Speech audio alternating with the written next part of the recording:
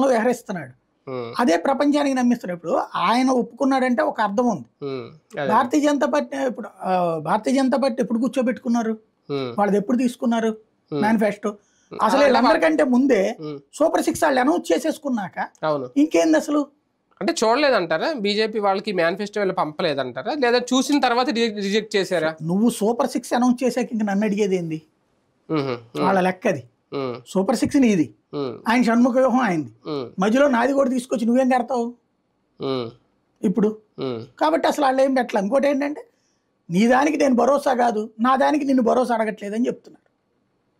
BJP అయితే చాలా clear గా ఇందులో బీజేపీ హ్యాండ్ ఇచ్చింది అనుకోవడానికి ఏం లేదా? హ్యాండ్ ఎట్లా వస్తుంది? హ్యాండ్ ఇవ్వడము అంటే ముందు ఓకే రాసేసేయమని చెప్పి ఆ తర్వాత నాకు సంబంధం లేదంటే హ్యాండ్ ఇవ్వడం అంటారు.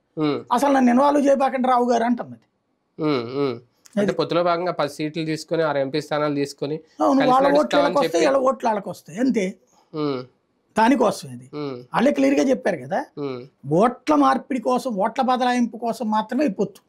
ఫైనల్ గా ఈ మేనిఫెస్టోకి కేంద్ర సహకారం లేనట్టేనా? అస్సలు లేదు, నో డౌట్. కేంద్రానికి సంబంధంలా అది అలా ఇస్తానంటుంది. ఈవెన్ పవన్ కళ్యాణ్ కూడా షూరిటీ అంటే అదేదో బాబు గ్యారంటీ, బాబు షూరిటీ అన్నారు కదా.